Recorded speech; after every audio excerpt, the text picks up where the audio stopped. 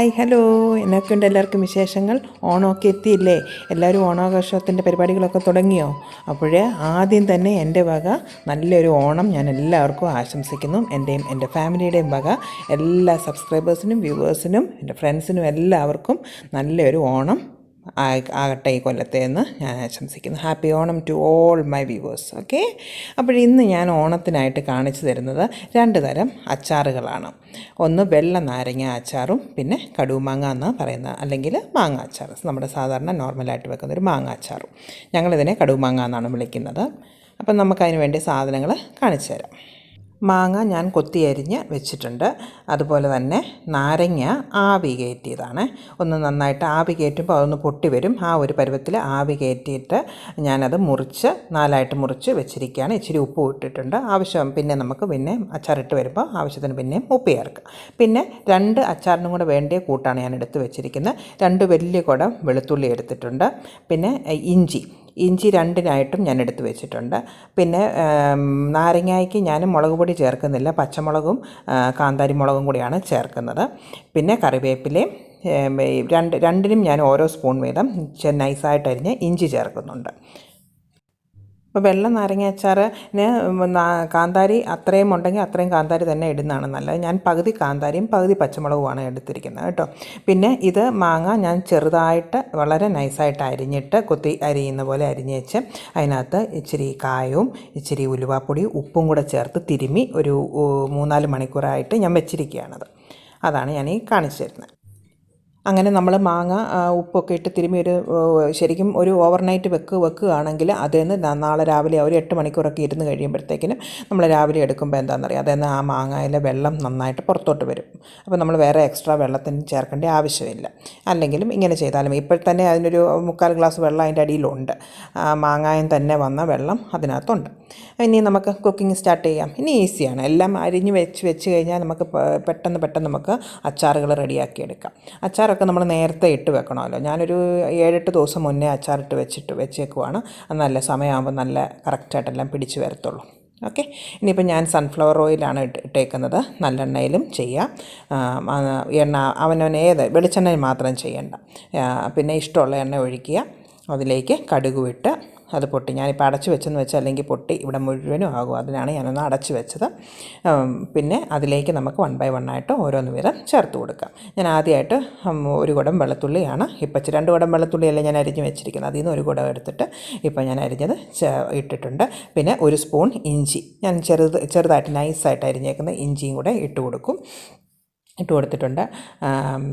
അത് ഇഞ്ചി ചേർക്കുമ്പോൾ ഒരു പ്രത്യേക സ്വാദ് വരും. ചിലർ ഇഞ്ചി ചേർക്കാറില്ല പിക്കിളിന്, പക്ഷേ ഇഞ്ചി ചേർക്കുന്ന പിക്കിളിന് ഒരു പ്രത്യേക സ്വാദാണ്. പിന്നെ അതിലേക്ക് ഞാൻ പറഞ്ഞ പോലെ തന്നെ ഇനിയും കറിവേപ്പിലയും പച്ചമുളകും ഇടണം. പച്ചമുളക് ഇടുമ്പോൾ പൊട്ടിത്തെറിക്കും, എന്തായാലും പൊട്ടിത്തെറിക്കും. ഏതെങ്കിലും ഒരു അടപ്പും കൊണ്ട് അങ്ങ് അടച്ച് വെച്ചാൽ മതി. അപ്പോൾ അത് പൊട്ടിയാലും അതിനകത്ത് തന്നെ പൊട്ടി വീഴത്തുള്ളൂ. നമ്മുടെ ദേഹത്തോട്ടും കണ്ണിലോട്ടും ഒന്നും പൊട്ടിത്തെറിക്കത്തില്ല.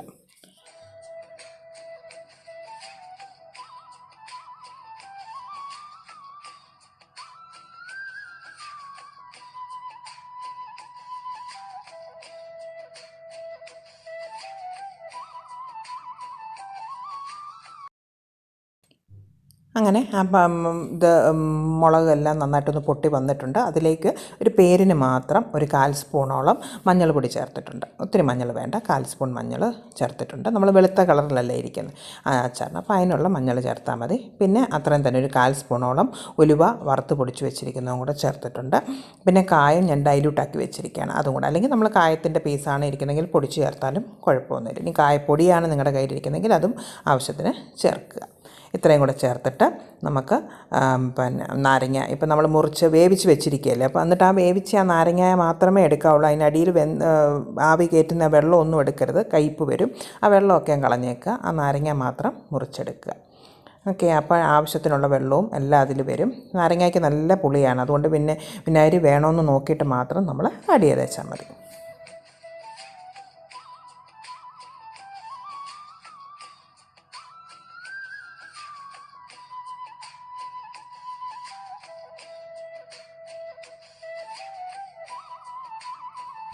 അങ്ങനെ നമ്മുടെ നാരങ്ങയും ഞാൻ ആഡ് ചെയ്ത് കൊടുത്ത് ഇനി നന്നായിട്ടൊന്ന് ഉപ്പും കൂടെ ചേർത്തിട്ട് നന്നായിട്ടൊന്ന് ഇളക്കാം.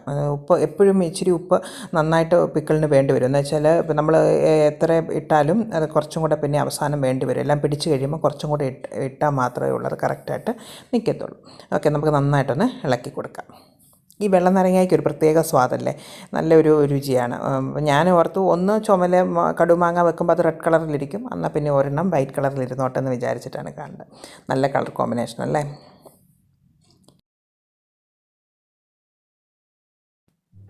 നമുക്ക് ആവശ്യത്തിന് ഉപ്പും ചേർത്ത് നമുക്ക് ഇളക്കി വയ്ക്കാം. ഞാനപ്പം ഇതൊക്കെ ചെയ്യുമ്പോഴത്തേക്കിനും തീ ഓഫാക്കിയായിരുന്നു. ഇനി ഒത്തിരി തീയുടെ ആവശ്യമില്ല, എന്ന് വെച്ചാൽ ഓൾറെഡി അതെല്ലാം വെന്തിരിക്കുന്നതല്ലേ ഈ നാരങ്ങ. അപ്പം പിന്നെ തീയുടെ ആവശ്യമില്ല. തീ അങ്ങ് ലോ ഫ്ലെയിമിലോ തീ കുറച്ചോ അല്ലെങ്കിൽ തീ ഓഫാക്കിയൊക്കെ ചെയ്തേക്കുക. പിന്നെ ആവശ്യത്തിന് ഉപ്പും ചേർത്ത് ഇളക്കി അവിടെ തണുക്കട്ടെ. നല്ലവണ്ണം തണുത്തിട്ട് മാത്രമേ അത് കുപ്പിയിലേക്ക് മാറ്റാവുള്ളൂ. ഒരു ഗ്ലാസ് ജാറിലേക്ക് മാറ്റുന്നതായിരിക്കും എപ്പോഴും സേഫ്. പ്ലാസ്റ്റിക് പാത്രങ്ങളിലേക്ക് അച്ചാർ കഴിവതും മാറ്റാതിരിക്കുക, അല്ലെങ്കിൽ നല്ല ഭരണിയിലേക്ക് മാറ്റുക. അങ്ങനെ നമ്മുടെ വെള്ള നാരങ്ങ അച്ചാർ റെഡി ആയിട്ടുണ്ട്. അടിപൊളി വെള്ള നാരങ്ങ അച്ചാർ അല്ലേ, നല്ല അടിപൊളിയായിട്ടുണ്ട്. ഇനി നമുക്ക് സെക്കൻഡ് ഐറ്റമായ കടുമാങ്ങയിലേക്ക് കയറാം. ഇതും സെയിം ഇൻഗ്രീഡിയൻറ്റ് തന്നെയാണ് അതിനകത്തും ഞാൻ ഉപയോഗിക്കുന്നത്. ഒട്ടും വ്യത്യാസമില്ല, അതേ കൂട്ട് തന്നെ. ഒരു പാൻ വെച്ചു, എണ്ണ ഒഴിക്കുന്നു, കടുകിട്ടു, ഇഞ്ചിയിട്ടു, കറിവേപ്പിലയിട്ടു, വെളുത്തുള്ളി കുറച്ച് കൂടുതലിട്ടു, പിന്നെ കുറച്ച് 3-4 ഉണ്ടമുളകും കൂടി ഇട്ടു. ഒരു രസമല്ലേ അതങ്ങനെ കിടക്കുന്ന കാണാനിട്ട്, ചുമര കൊച്ചു ഉണ്ടമുളക്. പിന്നെ ഞാൻ പറഞ്ഞല്ലോ ഈ നേരത്തെ ഞാനെല്ലാം അരിഞ്ഞ് വെച്ചിരിക്കുകയായിരുന്നു. എല്ലാം റെഡിയാക്കി വെച്ചിട്ടുണ്ട്. അതിലേക്ക് 2 വലിയ ടേബിൾ സ്പൂണ് മുളക് പൊടിയും ഞാൻ ചേർത്തു. പിന്നെ കായവും ഉലുവാപ്പൊടിയും കൂടെ ചേർക്കുക. മഞ്ഞൾ പൊടിയും കൂടെ ചേർത്ത് 1/4 സ്പൂൺ മഞ്ഞൾ പൊടിയും കൂടെ ചേർത്തിട്ട് അത് നന്നായിട്ടൊന്ന് മൂക്കട്ടെ. ഞാനിപ്പോൾ തീയെല്ലാം ഓഫാക്കിയിരിക്കുകയാണ്. ആ ഉള്ള ചൂടിൽ മാത്രം മതി, അല്ലെങ്കിൽ എന്താണെന്ന് വെച്ചാൽ കരിഞ്ഞു പോകും, പിന്നെ ടേസ്റ്റ് മാറിപ്പോവും. അതുകൊണ്ട് നല്ല അടിപൊളിയായിട്ട് വന്നിട്ട് ഈ ഒരു കളർ തന്നെ വരണം, എന്നാലേ ഉള്ളൂ പിക്കിളിന് നല്ല കളറായിട്ട് ഇരിക്കത്തുള്ളൂ. നല്ല നാടൻ ചെറിയ കണ്ണിമാങ്ങയാണെങ്കിൽ എന്തൊരു മണവും എന്തൊരു രുചിയായിരിക്കും അല്ലേ. പക്ഷേ നമുക്കിപ്പോൾ സാധാരണ മാങ്ങയെ കിട്ടും. അത്യാവശ്യം പുളിയുള്ള മാങ്ങ എനിക്ക് ഈ പ്രാവശ്യം കിട്ടിയത് കേട്ടോ. ഈ സമയത്ത് ഞാൻ മഞ്ഞൾ പൊടി ഇട്ട് കൊടുത്തിട്ടുണ്ട്. ഇനിയും കായവും ഉലുവായും കൂടെ ഇട്ട് കൊടുക്കാം. കുറേശ്ശെ വിധം ഇട്ടാൽ മതി, ഓൾറെഡി ഞാൻ മാങ്ങയ്ക്കകത്ത് ഇട്ട് വെച്ചിട്ടുള്ളത് കൊണ്ട്. പിന്നെ വേണ്ടെങ്കിൽ ഇടണ്ട, അത് അല്ലെങ്കിൽ നോക്കിയിട്ട് മാത്രമേ ചേർക്കാവുള്ളൂ. ഉലുവായും കായവും ഇച്ചിരി കയ്പ്പ് മുന്നോട്ട് വരും, അതുകൊണ്ട് ശ്രദ്ധിച്ച് വേണം അത് രണ്ടും ചേർക്കാനായിട്ട്. കുറേശ്ശെ വിധം ചേർക്കാവുള്ളൂ. ഇനി അത് നന്നായിട്ട് മൂത്ത് വരട്ടെ. തീ ഒട്ടുമില്ല കേട്ടോ, അതൊന്ന് മൂത്തോട്ടെ. ആ ചൂടിലാണ് അത് നന്നായിട്ട് തിളയ്ക്കുന്നത്, അതുകൊണ്ട് കരിഞ്ഞു പോകുമെന്ന് പേടിക്കേണ്ട.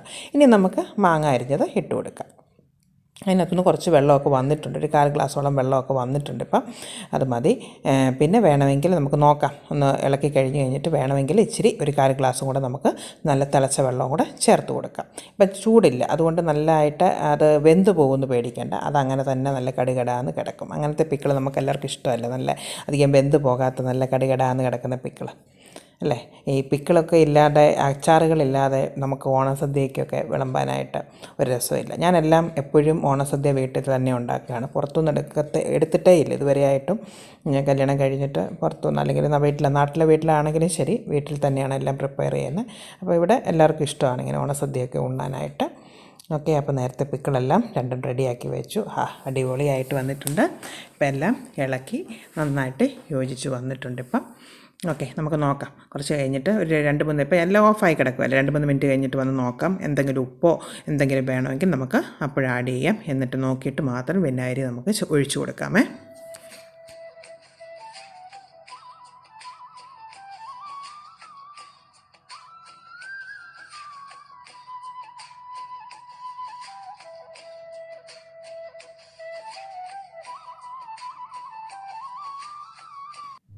ഉപ്പ് നോക്കിയപ്പോൾ ഇച്ചിരി ഉപ്പ് കുറവുണ്ട്, അതുകൊണ്ട് കുറച്ച് ഉപ്പ് ഞാൻ ഇട്ട് കൊടുത്തു.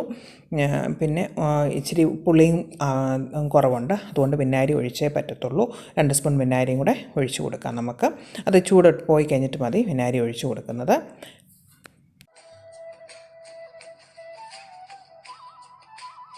നമുക്കൊരു 1/4 ഗ്ലാസ് നല്ല തിളച്ച വെള്ളവും കൂടെ റെഡിയാക്കി വെച്ചിട്ടുണ്ട്, അതുകൂടെ നമുക്ക് ഇതിലേക്ക് ചേർത്ത് കൊടുക്കുക. അല്ലെങ്കിൽ എന്താണെന്ന് വെച്ചാൽ അങ്ങ് ഉണങ്ങിപ്പോവും പിക്കിൾ. നമ്മൾ സദ്യയുടെ മെയിൻ ഡേ ആകുമ്പോഴത്തേക്കിന് പിക്കിൾ അങ്ങ് ഉണങ്ങിപ്പോൾ കുറച്ച് ദിവസം ഇരിക്കണമല്ലോ, അപ്പോഴാണല്ലോ ഈ പിക്കിളിൻ്റെയൊക്കെ ടേസ്റ്റ് അതിലേക്ക് വരുന്നത്.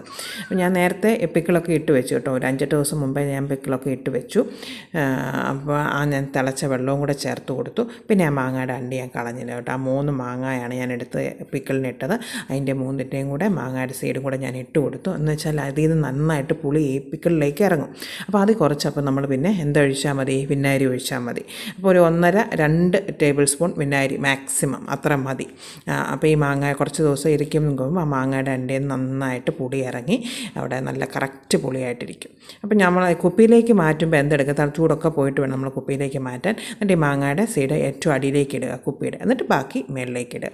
ഏറ്റവും അവസാനം അത് നല്ല കറക്റ്റായിട്ട് അവിടെ ഇരുന്നോളും. കറക്റ്റ് ലൂസ്, കറക്റ്റ് കളറ്, പെർഫെക്റ്റാണ്. ഉപ്പും എല്ലാം പാകത്തിനാണ്. ഓക്കെ, അപ്പോൾ ഇനി ഞാൻ പുതിയ പുതിയ ഡിഷിൽ കൂടെ നമുക്ക് വീണ്ടും കാണാം. Okay, take care, bye bye.